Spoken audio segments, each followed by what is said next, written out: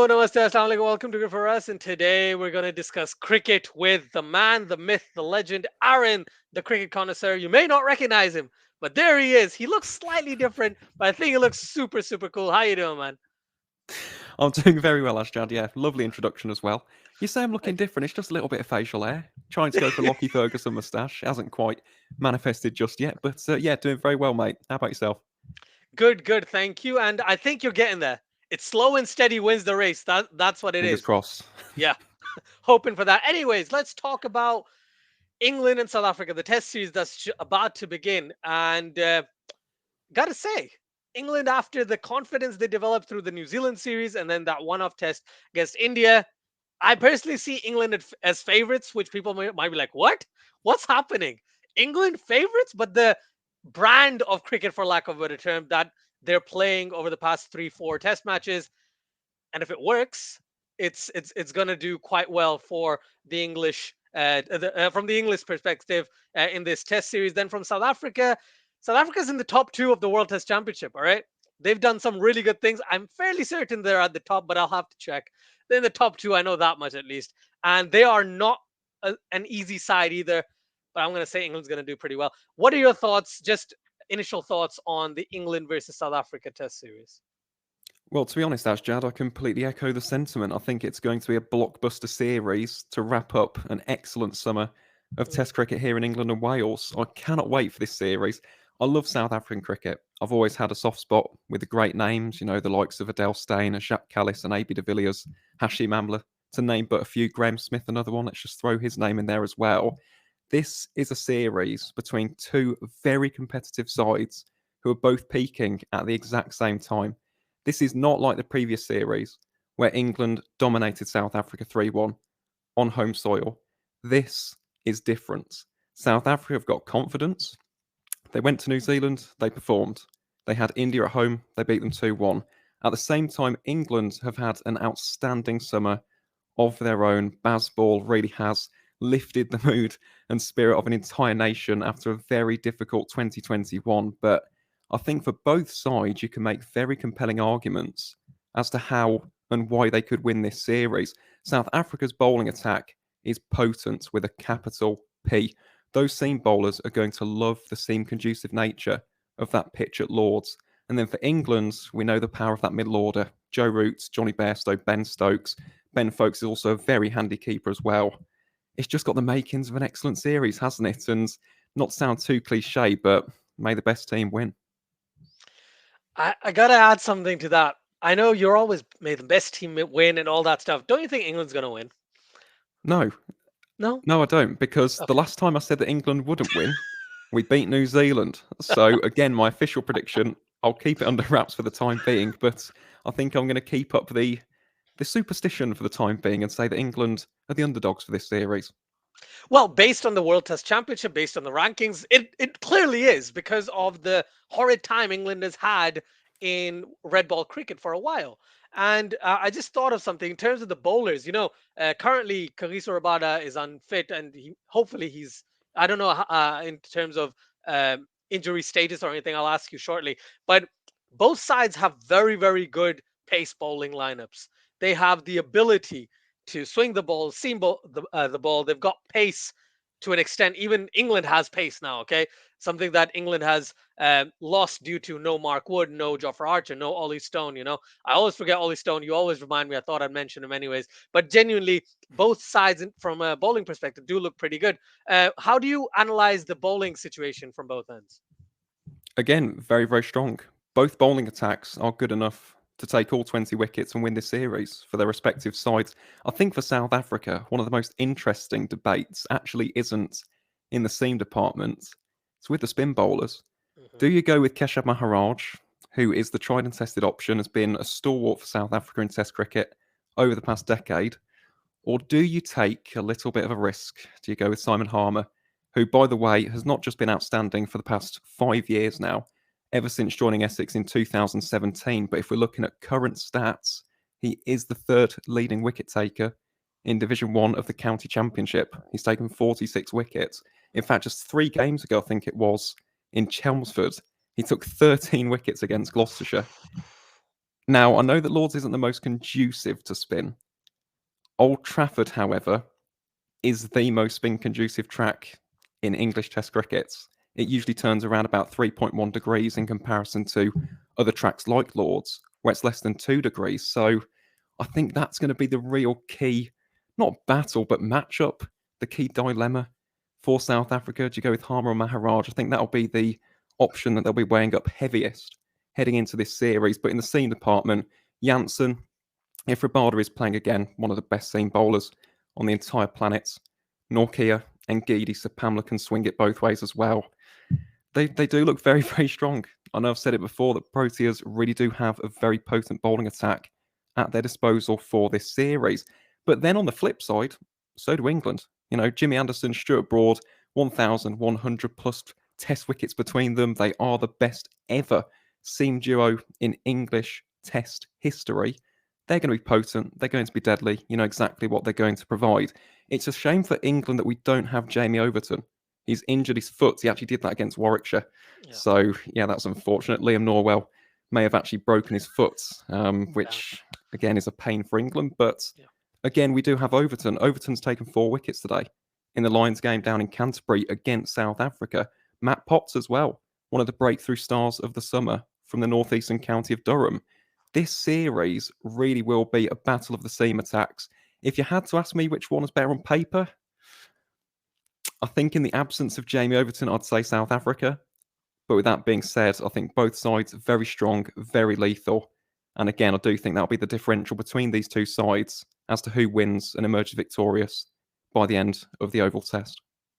No, that's a valid point there. You know, the way both sides look are very, very similar. And I'm glad that they've got it's 3 test matches, isn't it? 3 test matches. And that should be a minimum for me for a test series, minimum 3 tests. You can get a result. It kind of makes sense to me. But yeah, definitely agree with you there. I just looked at something prior to us talking, and you mentioned the Lions game, which is why it kind of just reminded me. Kyle Verreynne, someone who is an absolute talent and a half, right? Obviously, he's going to be their keeper. He's going to bat in the middle lower order. I'm super excited to see him. Do you see him doing well against this English attack? It's interesting that you say that he's guaranteed to take the gloves. Ooh, because there is another keeper in Yeah. that South Africa team by the name of Ryan Rickleton, who has a first-class average of over 50. And again, if we are looking at the county championship, as people know, I watch it religiously. In 4 matches, he scored 539 runs, an average of 77. Every single game, he scored a 50 Wow. in English conditions as well. Never had a season in county cricket before, and those are his numbers. Ryan Rickleton and Carl Verreynne are battling it out for that spot. Temba Bavuma is not here. And this is the problem with South Africa. Again, we might mention this in due course. They don't have the same balance as England in the batting department. They will have to go with Janssen as an all-rounder and then go with four bowlers, 3 seamers and 1 spin bowler. But I do think that's going to be an interesting decision as well. You know, Verreynne has not put a foot wrong in Test cricket. And again, he's a very, very talented batter as well as being an excellent keeper. I think if we're talking about glove work, he is the better keeper. Yeah. But Rickleton is in scintillating form. So again, it all comes back to the overarching question, will South Africa pick this on the tried and tested options, or will they push the boat out? Will they go for guys who have performed in the county championship? Only time will tell. I think the question about Rickleton and Harmer is a huge one because if you didn't mention it, it's a guarantee in my mind that you're going to play Maharaj and you're going to play Verreynne, right? However, based on the performances here, it does make sense. It definitely makes sense if they perform in the county championship, and that too in this season kind of makes sense. Just a question, there's multiple options. They've got Van der Dussen in the middle order. They've got Aiden Markram. I was reading on Cricket Info. There's potentially a contention for the number 5 spot in the team. They could just play Rickleton and Verreynne. Is that a potential option for South Africa? Potentially, but that would be quite harsh on Keegan Peterson. But then again, that is, it's the nature of the beast sometimes, isn't it? You could play both, and Verreynne could actually have the gloves. So that might work for South Africa. Again, this is the good thing for the Proteas. In years gone by, again, I go back to that England Test series of 2020. They didn't have this same variety. They didn't have the Yeah. same level of options at their Hmm. disposal. Whereas in this series, they could go. Obviously, we know the openers are going to be Sorel Ovier and Dean Elgar. We know that for a fact. Okay, I don't think they're going to change that. But you could go Peterson at 3. You could go Van der Dusen at 4, Markham at 5, or those two swapped. Hmm. Or alternatively, you could have Markham at 3, which is where he scored runs against New Zealand back in February. You could have Van der Dusen at 4, Rickleton at 5, Verena with the gloves at 6, and Janssen as the all rounder at 7. So, again, options and decisions to be made. But personally speaking, it would be harsh on Keegan. And again, he made a very impressive start to life in that India series. Yeah. We must not forget that. He's also done pretty well for Durham in this year's county championship. But personally speaking, I like that balance of the top 6. I'd go Markram, not Markram, so I'd go Elgar, Irvia, Markram at 3, Van der Dusen at Same. 4, Rickleton at 5, Verena at 6. But then again, I can definitely see Peterson being selected as well because Yeah. in Test crickets, he hasn't put a foot wrong. So we'll have to wait and see. We'll have to wait and see. It will be interesting to see what the Proteas do go with heading into Lords on Wednesday, the 17th of August. I'm glad you bring that up because my first thought, as soon as you said the second list, I was like, oh, I would go Markham at 3. I would go Van der Dusen. But instead of Rickleton, you bring in Peterson and you don't play Rickleton, you play Verene at 6. But then the performances Rickleton has had this season in the county championship, it's so tough. I'm not going to Mm-hmm. ask you to make an 11. Initially, I did plan to do so. You've done the top 6, top 7 actually, in a way, but I'm not going to ask you. If we shift our focus to England, England's won 3 out of 3, 4 out of 4, something like that. I can't remember. They've just won matches, something England hasn't done in a while, right? What was it? One match out of 18 or 17? What was the stat? Let's just move on past that. I've compartmentalised that part of my life, to be completely honest. I was focusing on Warwickshire winning the county championship. But yeah, it was a rough 2021, wasn't it? Even rougher Yes. for me. I was doing Ashes correspondency as well, covering every single ball. So Oh, goodness me. the But sooner we move on from that, the better. well, in that case, let's be positive. Let's be positive. Okay. So England has a pretty settled middle order, right? Their Mm-hmm. top order looks good as well. It's interesting you say that. That was going to be my question. What would you change at the top of the order for England? Well, I think this is the last chance saloon for Zach Crawley. It really is. I mean, for the first time in, I think it's about 4 or 5 years, his first class average has dipped below 30. And we mustn't forget as well now, Zach Crawley's been in the England side since 2019. It's Yeah. 2022 now. He's had 25 tests and he's averaging 26. And I don't like saying this. I take absolutely no pleasure at all. And I'm wishing him all the best for this series. But if he does not do well, I think that's it. He needs some time away. You know, we can't keep on trying the exact same thing time and time and time again. Because I mean, if we're looking at him in recent test series, yes, he had that excellent 78 at the SCG in the Ashes, Yeah. and that was a shining light in an otherwise dismal and disappointing Ashes series. But other than that, the methods of dismissals, and it's not just in Test cricket, it's the exact same dismissals in county cricket as well. Something has got to change with either his technique, or more importantly, in my opinion at least, his temperament. Zach Crawley is a very talented player. You can't deny that. When he's executing those cover drives, one of the most aesthetically pleasing batsmen in that England setup. He's wonderful to watch. It's a joy and a pleasure to watch him batting. But it's no good as an opening batsman in that England side, which has got such a strong middle order for which you need to build a foundation for. It's no good scoring a quick fire 18 from 36 balls. It's not good enough, at least at this level. So for me personally, this is the series for Zach Crawley. And as I said beforehand, I wish him nothing but the best. I hope he silences all the critics.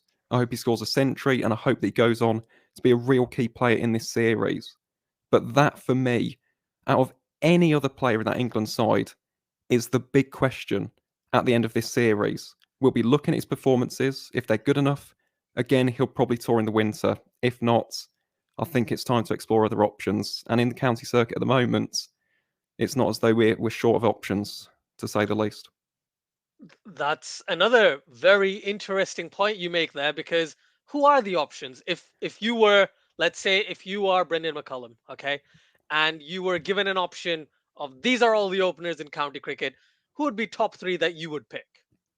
Well, that's a tough one because, again, we have to remember the Bazball philosophy.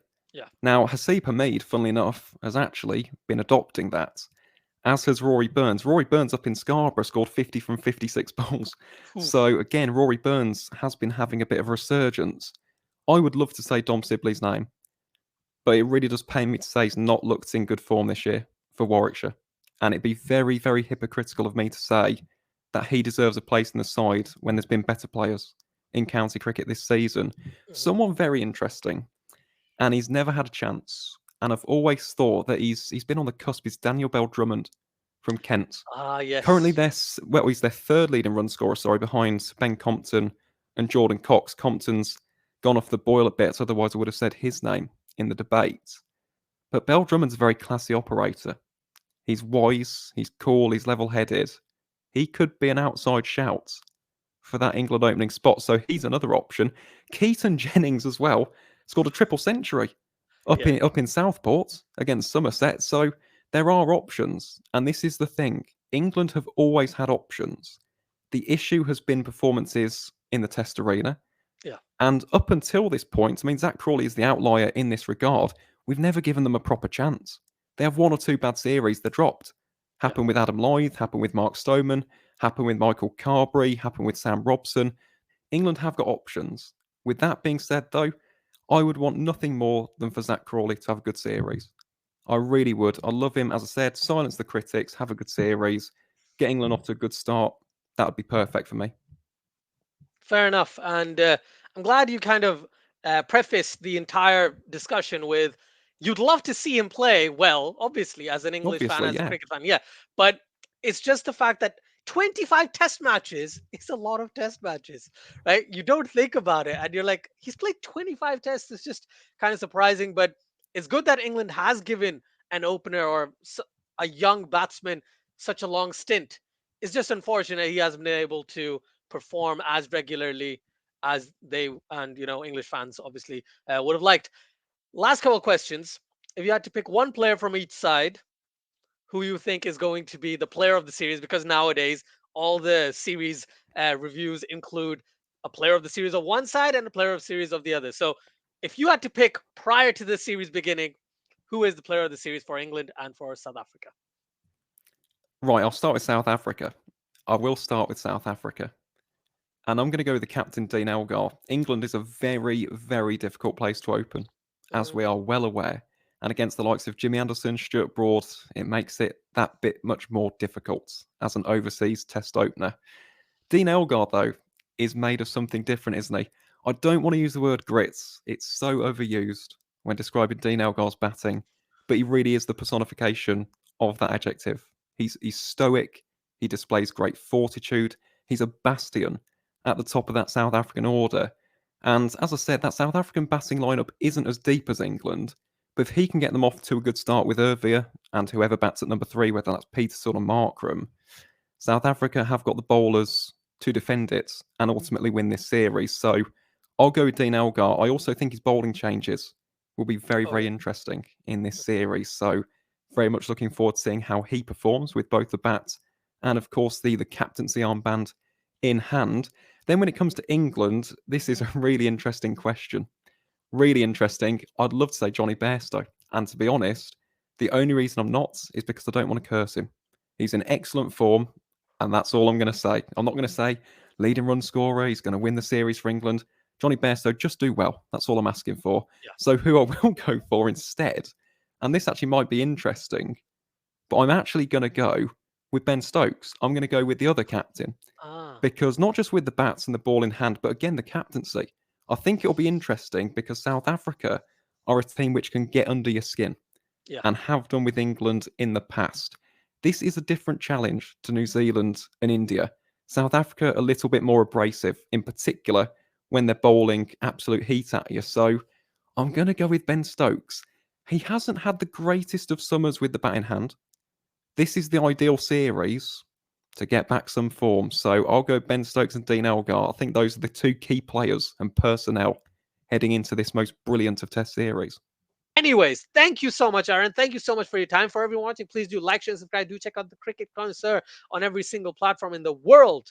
This guy's amazing, right? What doesn't matter what he looks like. Maybe he's got a Lucky Ferguson mustache. Maybe he's got That's the next long video. hair. Right?